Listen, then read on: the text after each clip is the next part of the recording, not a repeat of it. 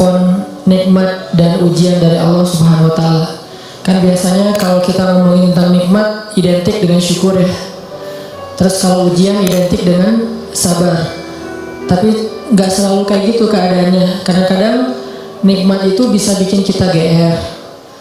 Ujian bisa bikin kita salah sangka kepada Allah Subhanahu wa taala. Seolah-olah Allah kalau kasih ujian itu kayak nggak suka sama kita. Padahal kadang Allah kalau kasih ujian itu tandanya masih perhatian sama kita. Kenapa tuh perhatiannya ngasih ujian? Bisa banyak banget alasannya. Bisa pengen ngapusin dosa-dosa kita, bisa pengen ngangkat derajat kita, walaupun kita nggak usah terlalu kegeeran ke sana, minimal menghapus dosa-dosa ya.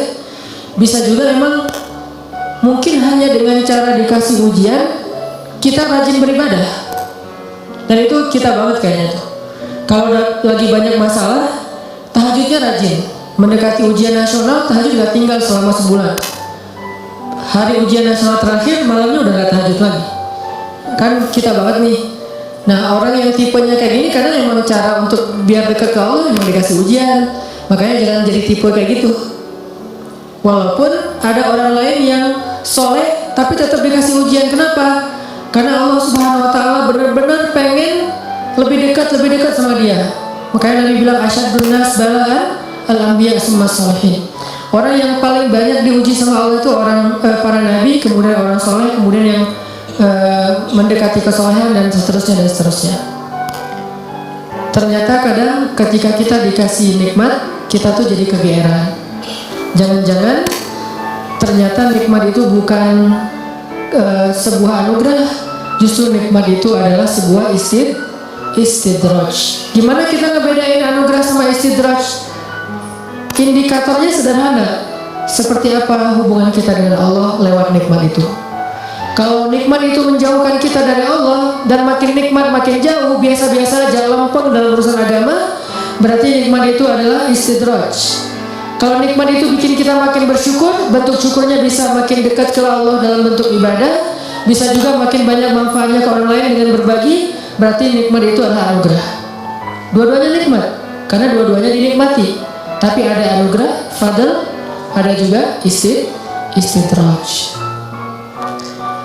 Atau kadang-kadang kegeeran kita kasus yang lain, misalnya gini, kayak dalam keluarga ya, dalam keluarga kita berdoa, ya Allah mudahkanlah rezeki saya, keluarga saya, pasangan saya, kayak gitu-gitu. Atau anak kita sakit, terus kita berdoa, ya Allah sembuhkanlah anak saya. Yang berdoa malam itu bukan cuma kita loh. Orang tua kita berdoa, pasangan kita berdoa.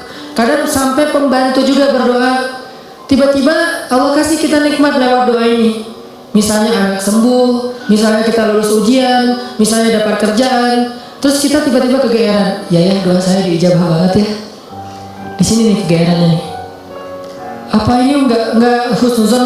Husnuzonnya kalau Allah Maha baik ya, mau mengijabah doa orang yang tidak layak diijabah, ini husnuzon. Kalau kegeeran, ya alhamdulillah saya orangnya layak diijabah doa ya. Doa saya itu cepat banget diijabah, lo baru semalam doa, hari ini udah ijabah. Kalau yang diomongin adalah kitanya, itu kegeeran. Kalau yang diomongin adalah kebesaran Allahnya, itu namanya husnuzon, bagian dari tahaddus bin ni'mah. Wa amma bi ni'mati rabbika fahaddis. Yang dibicarain tuh bukan kita, tapi Allahnya. Atau kalau mau lebih nggak GR lagi, kita berhusnuzonnya bukan cuma ke Allah. Allah Maha baik plus, oh ini kayaknya ada doa di dalam keluarga saya nih yang diijabah oleh Allah. Bisa doa ibu, bisa doa ayah, bisa doa pasangan, bisa doa bahkan pembantu yang kita nggak tahu diam-diam dia mendoakan kita.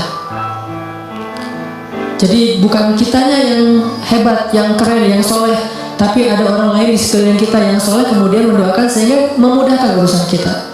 Sama kayak dalam dakwah, misalnya saya dengan teman-teman bikin pemuda hijrah ini. Pemuda hijrah ini dulu taklimnya 3 tahun yang lalu paling banyak cuma 30 orang. Selama 8 tahun tiba-tiba alhamdulillah Allah berikan keberkahan, jadi rame. Kita jadi bareng-bareng sekarang ada ribuan orang misalnya. Saya selalu mention ke teman-teman, ini pasti ada orang di antara tim kita nih yang dia itu sama Allah tuh dekat banget, yang diam-diam malam dia berdoa, gara-gara doa dia lah jadi banyak kemudahan untuk kita. Bukan mungkin yang doa semua ikut berdoa, saya berdoa, teman-teman semuanya berdoa, cuman jangan kegeeran. Ya alhamdulillah ya, saya baru doa kemarin sekarang udah diijabah. Ini kalau kita kayak gini ini agak kegeeran. Sesekali wajar. Kalau sering kali ini nggak bagus. Bikin kita jadi ngerasa udah baik, udah soleh. Dan Allah mengatakan fala tuzakku anfusakum. Jangan kalian menganggap diri kalian udah baik, soleh, suci. Huwa a'lamu biman ittaqa. Allah lebih tahu lah siapa yang paling taat. Jadi teman-teman, karena kayak gitu kegeerannya. Atau ada juga bentuk kegeerannya gini. Dia jomblo.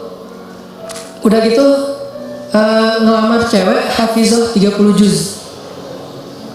Dia tuh belum bisa baca Quran, baru hijrah, tapi diberikan istri hafizah 30 juz. Atau sebaliknya, dia cewek baru berhijab banget, diberikan suami hafiz 30 juz. Udah gitu dia kegeeran. Wah, berarti saya udah pantas buat dia nih. Atau dia pantas buat saya. Enggak, jangan-jangan Allah sengaja ngasih kita pasangan yang soleh banget karena cuma dia yang bisa menghijrahkan kita dan memperbaiki kita. Kalau dikasih yang tanggung-tanggung ntar lepas lagi nih. Makanya dikasih yang gak tanggung-tanggung, sekalian aja yang paling soleh, yang paling taat, yang paling berwawasan agama luas, sehingga kita disuruh belajar ke dia. Bisa kayak gitu. Padahal yang datang ke dia itu banyak. Ada yang sama-sama hafiz. Kenapa yang lebih baik dari kita hafiz gak diterima? Karena udah sama-sama soleh. Terus siapa lagi yang perlu diperbaiki kan? Bisa jadi kita justru ketemu dengan orang yang keren karena Allah pengen memperbaiki kita dengan orang itu, lewat orang itu. Ini biar kita gak kegeeran. Ustaz, kenapa sih harus gitu-gitu amat? Karena itulah sifat orang yang beriman. Coba teman-teman buka surat orang-orang beriman. Surat apa? Al-Mu'minun. Surat orang-orang beriman. Surat 23 ayat 60. Itu sifat orang yang beriman. Surat 23 ayat 60. Bismillahirrahmanirrahim.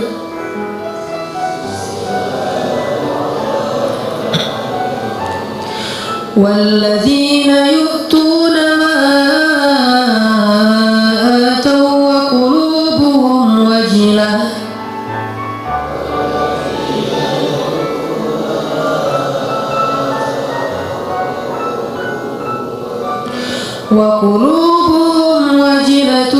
أنهم إلى ربهم راجعون.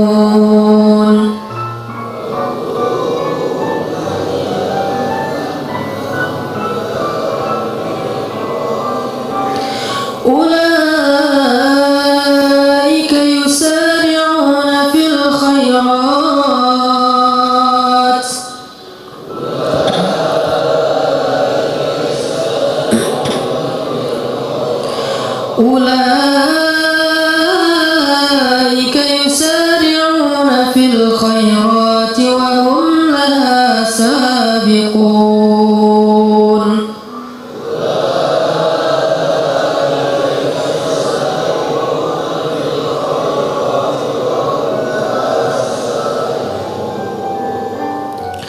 Dan orang-orang yang telah memberikan apa yang telah mereka berikan dengan hati penuh rasa takut, karena mereka yakin bahwa sesungguhnya mereka akan kembali kepada Rabb-Nya.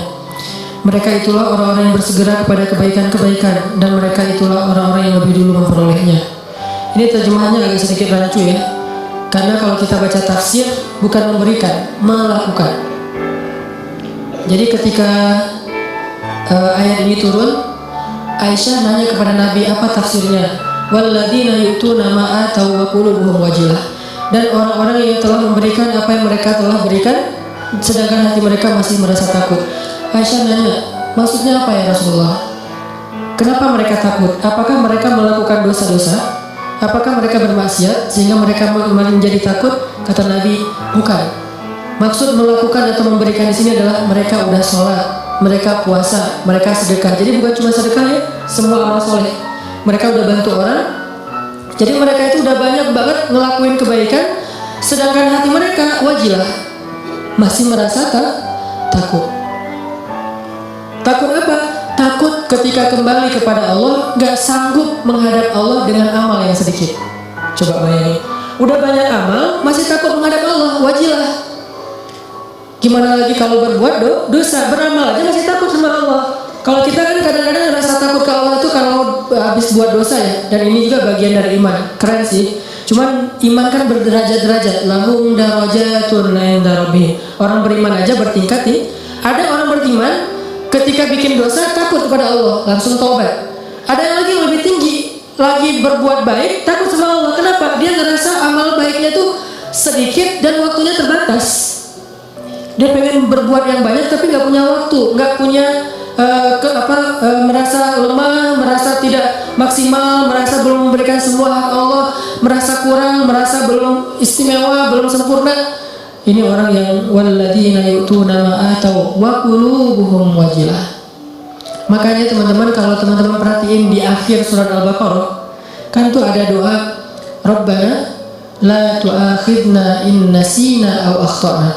Itu bukan doa orang yang berbuat dosa loh. Itu doa orang habis beribadah. Dia habis beribadah, habis sholat misalnya, doanya Rabbana la tu'akhidna in nasina aw akhtana. Udah beribadah masih minta maaf sama Allah. Ya Allah, jangan marah ya sama saya kalau saya ada yang silap, ada yang lupa, ada yang gak sempurna. Ini orang beriman, udah beribadah masih minta maaf. Sama kayak ayat idza jaa nasrullahi wal fath wa ra'aitan nasa yadkhuluna fi dinillahi afwajan fasabbih bihamdi rabbika wastaghfir. Kalau telah datang pertolongan Allah dan kemenangan dan engkau melihat orang berbondong-bondong masuk kepada agama Allah, maksudnya apa? Kalau dakwah kamu sudah sukses, wahai Muhammad, wahai kaum muslimin, kalau dakwah kalian sudah sukses, orang berbondong-bondong ikut pengajian, orang berbondong-bondong berhijrah, jadi tren baru sekarang Islam misalnya di zaman dulu Nabi, orang berbondong-bondong memeluk agama Islam, dakwah kamu tuh udah keren banget, usaha kamu tuh udah maksimal. Ketika kamu mendapatkan kesuksesan dalam dakwah, maka pujilah Allah dan beristighfarlah. Kenapa? Habis berdakwah, habis sukses malah disuruh beristighfar. Dan yang disuruh itu adalah Nabi loh, secara personal, bukan kaum muslimin. Kalau kaum muslimin mungkin mengatakan fasabbihu bihamdi rabbikum wastaghfiru gitu kan ya. Tapi karena personal, fasabbih bihamdi rabbika wastaghfir. Engkau wahai Muhammad. Jadi Nabi banget yang disuruh. Kalau Nabi aja disuruh istighfar, apalagi umatnya. Dan Allah menyuruh Nabi istighfar bukan habis berbuat dosa, bukan. Karena Nabi tidak berbuat dosa. Kapan disuruh istighfar? Habis sukses dalam dakwah disuruh istighfar. Kenapa? Inilah mukmin. Dia nggak pernah merasa dirinya sempurna. Dia nggak pernah merasa bahwa ini karena kerja saya, karya saya, hasil jerih payah saya, karena saya hebat. Enggak. Istighfar tetap kepada Allah. Karena kalau nggak Allah tolong, kamu nggak akan sukses. Gitu maksudnya. Oke, sampai sini gimana nih? Udah paham kan sama tausiah yang baru saja kita dengarkan? Tapi kalian tetap harus stay di channel ini sampai tausiah ini selesai, karena masih ada beberapa poin-poin penting yang harus kita ketahui. Nah, lebih baik kita langsung saja lanjutkan tausiah berikut ini. Stay tune. Kenapa kalau Allah nggak tolong kamu nggak akan sukses? Karena apa yang kamu lakukan itu harusnya kamu nggak bisa sukses. Soalnya yang kamu lakukan itu belum maksimal, belum ideal, belum sempurna, belum istimewa. Tetap aja ada kurangnya. Karena sifat dari insan mahallul khata' wan nisyan, pasti ada salah dan lupa, pasti. Jadi gimana pun kita dapat nikmat, hati kita wajilah. Apalagi nikmat dunia doang. Nikmat ibadah aja tetap wajilah. Nikmat ibadah kan yu'tu nama atau berarti mereka sholat, puasa, zakat, sedekah, haji, umroh, kayak gitu-gitu, tilawah, hafal Quran, tapi hatinya masih waqulubuhum wajilah. Padahal itu yang dikasih nikmat ibadah loh. Gimana kalau yang dikasih nikmat dunia? Karena nggak mungkin kan nikmat ibadah itu istidraj. Mungkin nggak? Nikmat ibadah istidraj. Allah membiarkan dia aja sholat sendiri. Nggak mungkin kan? Istidraj itu hanya berlaku untuk nikmat dunia. Tapi kalau nikmat akhirat, ibadah, ketaatan, kedekatan dengan Allah, nggak mungkin istidraj. Itu pasti nikmat yang hakiki tuh. Tetap mereka ngerasa saya banyak kurang, saya masih. Kalau sholat pasti tadi ada yang gak khusyuknya. Ada yang khusyuk 4 rakaat sholat isya, pasti ada hilang-hilangnya gitu kan ya. Lebih tepatnya ada khusyuknya sedikit, sisanya hilang. Mungkin itu lebih tepat buat kita nih. Kalau gak sengaja kok udah salam aja, atau tadi sujudnya 2 kali apa sekali ya. Tadi saya ruku gak sih? Apalagi kalau sholat sendiri tuh. Pas sudah sujud, tadi saya ruku gak sih? Kan suka gitu tuh. Pas sudah berdiri, tadi saya tahiyat gak sih? Atau langsung dari sujud langsung berdiri. Kan suka gitu. Salam, tadi saya syahadatan gak ya? Jangan-jangan langsung Allahumma sholli ala sayyidina Muhammad, assalamualaikum. Pas berdiri, tadi saya baca Al-Fatihah gak ya? Udah mau ruku aja, suka gitu. Berarti banyak kurangnya dalam ibadah kita. Tilawah juga gitu, pasti banyak bacaan yang salah. Jangan-jangan salah huruf, salah makna harusnya dosa. Puasa juga gitu, gak bisa jaga pandangan. Atau sedekah juga gitu, jangan-jangan saya sedekah belum bersih-bersih amat atau belum maksimal, masih banyak yang saya tahan, masih kikir. Intinya adalah jangan ngerasa udah sempurna, sehingga ketika Allah kasih kita nikmat, kita merasa diri kita emang pantas mendapatkannya. Bukan. Ketika Allah kasih kita nikmat, kita bilang sebetulnya saya nggak pantas, tapi Allah maha baik. Ketika Allah kasih kita hidayah, sebetulnya bukan saya udah sadar, Allah menyadarkan saya. Ketika kita dapat ujian, baru kita salahkan diri kita. Makanya hadis qudsiynya yang saya sampaikan di booster, kalau kalian mendapatkan nikmat, janganlah kalian memuji kecuali Allah. Kalau kalian mendapatkan masalah, musibah, sesuatu yang buruk, janganlah kalian mencela kecuali diri kalian sendiri. Ini ke diri kita, teman-teman. Dan ini kaidahnya tidak berlaku untuk orang lain ya. Karena Allah hanya mengatakan untuk diri kalian sendiri, bukan untuk teman kalian. Jadi dalam Islam tuh kita dibangun juga persepsi, mindset. Jangan pakai hadis qudsi ini untuk orang lain. Lo banyak dosa tuh. Kok gitu sih? Ya kan kata Allah juga dalam hadis qudsi gitu. Enggak, ini enggak berlaku untuk orang lain, berlaku untuk diri kita. Untuk orang lain selalu berlaku husnuzon. Ijtanibu katsiran minadh-dhann, jauhi prasangka buruk kepada orang lain. Kalau dia dapat nikmat, Masya Allah, Allah sayang kepada dia sehingga diberkahi rezekinya. Kalau dia dapat ujian, Masya Allah, Allah pengen menggugurkan dosa dia, pengen mengangkat derajat dia. Kalau ke kita dapat nikmat, saya sebetulnya nggak pantas, tapi Allah baik banget sama saya. Kalau kita dapat ujian, emang saya layak diginiin sama Allah. Ya Allah, ampunkan dosa saya, angkat musibah saya. Terus mana ada peluang buat kita menghakimi orang lain? Kan nggak ada peluang. Sesama mukmin, sesama muslim, nggak ada peluang kita menjelek-jelekan orang lain. Nah, kalau teman-teman perhatikan di surah Al-Mu'minun yang ayat 60 tadi, coba mundur beberapa ayat 55, itu jelas banget. Jadi satu paragraf ini lagi ngomongin tentang bab GR nih. Ayat 55 itu orang yang GR.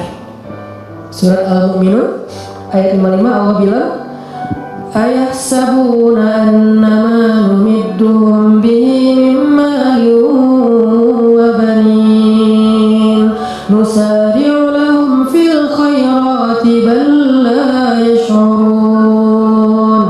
Apakah mereka mengira ketika kami memberikan mereka banyak harta dan keturunan berarti kami menyegerakan untuk mereka kebaikan? Enggak, mereka enggak ngerti, kata Allah. La yash'urun itu enggak sadar, enggak ngerti, enggak ngerasa. Jadi nggak selalu ketika Allah numiddu lahum mim malin wa banin, ketika Allah ngasih harta dan keturunan yang banyak, maksud harta dan keturunan itu kehidupannya bahagia, rumah tangganya aman-aman aja, nggak ada masalah, maka berarti nusari'u lahum fil khairat, belum tentu. Seolah-olah Allah itu sayang banget sama dia, belum tentu. Kalau gitu kita seuzon sama Allah, enggak. Kita tetap berpikir Allah itu maha baik. Terus kalau kita dapat nikmat, itu bukti bahwa Allah maha baik, bukan karena kita pantas. Atau mungkin ini adalah ujian dari Allah. Antara dua, antara Allah yang baik banget walaupun kita nggak pantas, atau Allah sedang menguji kita dengan ujian yang kita senangi. Dulu ketika masih sendiri, setiap malam tahajud, ya Allah beri saya pasangan imam yang bisa ngimamin saya. Gak apa-apa deh yang dibaca Al-Ikhlas juga, yang penting dia imam. Yang imam, ya Allah beri saya makmum. Mudah-mudahan dia tetap mengamini doa-doa saya, walaupun mungkin doa saya gak fasih. Doain setiap malam tahajud, Allah kasih nih. Persis kayak bayangan kita banget nih, spesifik. Hidungnya, matanya, wah segala macam. Gua banget lah pokoknya. Pas udah dapat gitu masih bangun tahajud gak? Atau udah mulai telat-telat dikit?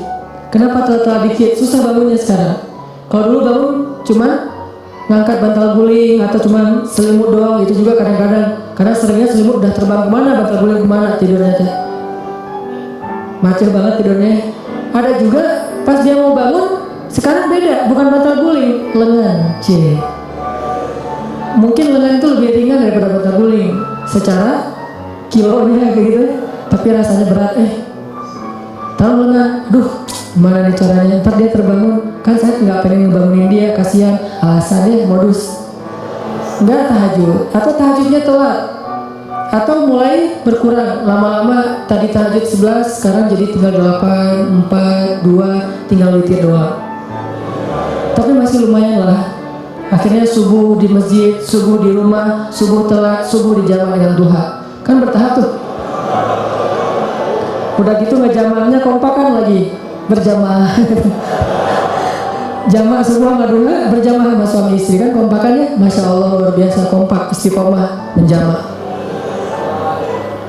Allah pengen uji kita lewat pasangan justru. Kadang Allah pengen uji kita dengan terlalu sibuk dengan kerjaan. Tadinya kita nggak punya kerjaan, nganggur, akhirnya bisa beribadah tepat waktu. Begitu udah ada kerjaan, jadi nggak tepat waktu lagi. Kenapa? Alasannya mulai sibuk, mulai rush, mulai tight jadwal, kayak gitu-gitu. Nah ini artinya jangan selalu kegeeran bahwa Allah sayang sama kita, bahwa kita layak disayang oleh Allah. Bukan. Mungkin antara dua, Allah memang baik banget, atau Allah pengen menguji kita dengan nikmat tersebut. Jadi di sini disebutkan ayah sabun. Apakah mereka mengira annama numiddu lahum min malin wa bani nusari'u lahum fil khairat bal la yash'urun. Mereka pikir kalau kami udah ngasih mereka harta dan keturunan berarti kami menyegerakan kebaikan buat mereka. La yash'urun, mereka nggak ngerti. Justru orang beriman di ayat berikutnya disebutkan walladzina yu'tuna ma ataw wa qulubuhum wajilah annahum ila rabbihim raji'un. Ulaika, orang yang kayak gini nih, yang wajilah, yang ngerasa kurang, yang ngerasa nggak pantas, yusari'una fil khairat, selalu bersemangat melakukan kebaikan-kebaikan yang lain. Kenapa? Dia merasa masih kurang dirinya. Jadi jangan terlalu kegeeran. Kita boleh bilang alhamdulillah ya Allah mengijabah doa, ya boleh. Tapi jangan bilang alhamdulillah ya saya itu memang doa saya jitu banget. Doa saya itu memang cepat banget diijabah. Jangan sebutkan saya sama sekali. Kalau dalam kebaikan, ini kita belajar bertahap. Kadang-kadang nggak nyebutin di lisan, tapi di hati. Enggak lah, ini mah nikmat dari Allah dalam hati gua gitu loh.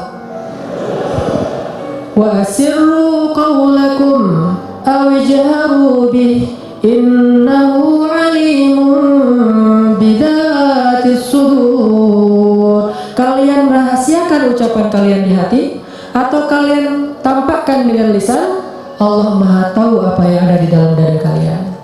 Gak bisa bohong sama Allah. Terus gimana Ustaz kalau kebersih kayak gitu membatin? Lisan kita mah selalu ngomong Masya Allah ya lu lulus, alhamdulillah ini nikmat dari Allah, padahal gua gak bisa apa-apa.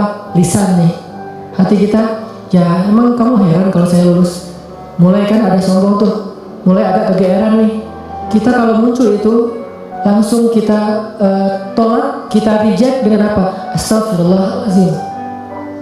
Kadang-kadang itu muncul bukan pengennya kita. Yuwaswisu sudurinas, emang si dia tuh si dia mah keren buat saya. Orang itu zat itu tuh, yaitu karena yuwaswisu sudurinas. Kita nggak pengen sombong, kita nggak pengen lihat dia yang yuwaswis supaya kita sombong. Saya kan pernah cerita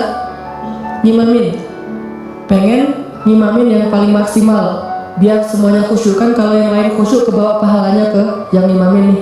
Allahu Akbar, alhamdulillahi rabbil alamin. Semaksimal mungkin, sebisa mungkin yang bagus bacaannya. Pas sudah selesai sholat, yuwaswis. Atau belum selesai sholat, baru amin. Keren juga ya suara saya muncul, yuwaswis. Itu bukan saya nggak pengen kayak gitu-gitu amat lah. Yuwaswis. Awal-awalnya dulu kayak gitu tuh. Misalnya aku nih, awal-awalnya ngimamin, apalagi pas ngimaminnya di Mesir. Karena orang Mesir tuh suka suuzon sama orang Indonesia, dianggap orang Indonesia tuh nggak bisa ngaji. Kan kepancing nih. Emangnya orang Indonesia nggak bisa ngaji? No, kasih mic buat gua. Gitu. Ngimamin lagi. Ngimamin ada niat pengen nunjukin orang Indonesia tuh ngajinya bagus-bagus. Mulai agak-agak melenceng tuh. Sehingga pas selesai sholat orang Muslim, Masya Allah, kamu Indonesia tapi ngajinya enak, dan segala macam. Ya udah kamu terawih aja di sini jadi imam.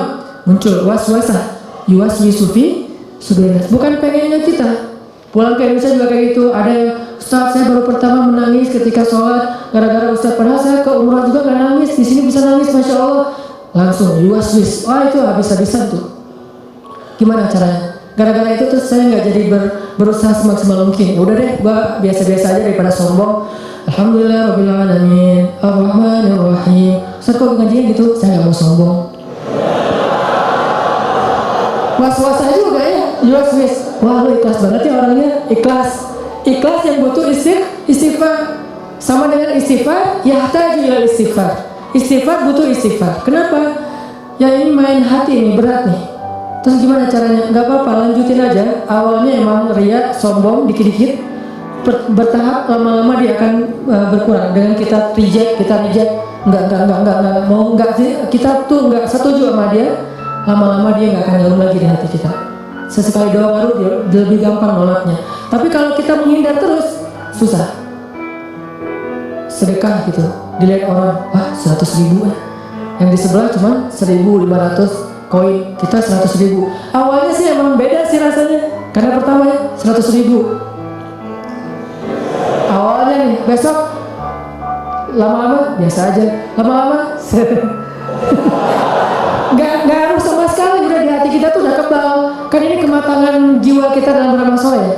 Orang kalau lagi puber pasti kayak gitu teman-teman, ekspresif, heboh, lebay, itu orang puber. Baru pertama ke masjid, heboh gitu ya, wah gua baru ke masjid. Tapi kalau udah kebiasaan ke masjid, apa sih yang mau dibanggain, biasa aja kali ke masjid gitu. Baru pertama tahajud, wah udah bangunin temannya tuh semuanya, bangun, nggak bangun, tuh saya aja udah 2 jam bangun dari tadi, udah 11 rakaat, pamer, namanya juga lagi puber. Baru hafal 1-2 hadis, wah ini dhaif, semuanya dhaif, cuma dia doang yang sahih gitu. Lagi belajar. Kalau udah biasa hafal hadis biasa aja, kata emang nggak hafal gitu. Kayak saya misalnya, karena nggak hafal hadis ya udah nggak usah komen-komen, biasa-biasa aja. Toh bisa jadi saya komen dhaif ternyata sahih. Daripada saya mendhaifkan yang sahih, mending saya diam. Nah ini artinya jangan menghindar, tapi di-reject. Begitu kita kegeeran di dalam hati, enggak, ini hadza min fadli rabbi, ini anugerah dari Allah, ini Allah maha baik, ini semuanya karena kebaikan Allah gitu. Lama-lama setan akan cari jalan lain, enggak akan yuas-yuas lagi, dia akan menghindar sampai kita menjadi orang yang kalau kata guru saya mukhlasin. Apa arti mukhlasin? Kalau mukhlisin orang yang ikhlas, kalau mukhlasin orang yang udah nggak ada bedanya di mata dia emas dengan batu, udah sama tuh. Ketika ditaruh emas, dia senyum, dikasih batu juga dia senyum. Gak ada bedanya antara batu dengan emas, mukhlas. Maka setan udah gak bisa ngegodain dia. Gimana ngegodain? Orang emas dan batu sama di mata dia. Tapi kalau emas masih lebih berharga daripada batu, cuman dia masih berharap ridho Allah, itu namanya mukhlis. Kalau emas lebih berharga daripada batu dan dia tidak lagi berharap ridho Allah, itu udah gak mukhlis.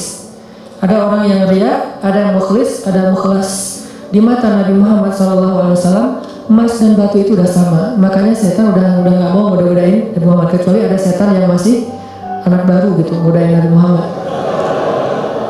Kalau setan yang udah senior ya udah tau, oh itu Muhammad nggak usah digodain deh, habis itu waktu lo, mending godain yang lain-lain aja yang sahabat. Tapi kalau yang baru-baru kayak semangat gitu, gua mau godain orang nih, pas ngeliat oh ini ada lagi sholat digodain Nabi Muhammad, digodain kan sia-sia ya. Jadi kayak buang-buang waktu gitu. Dia godain Nabi Muhammad, begitu Nabi selesai sholat dipegangin, digulung sama Nabi, digantung di tiang masjid.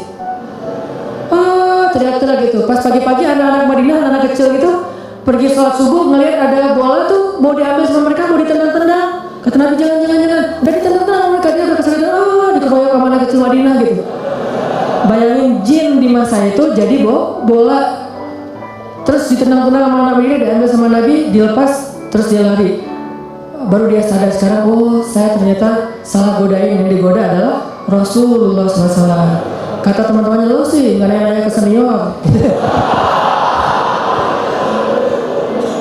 Ini teman-teman artinya memang nggak bisa sekaligus. Kadang memang kita kegeeran juga, dan saya ngerasa kadang kegeeran. Lagi doa kayak kemarin.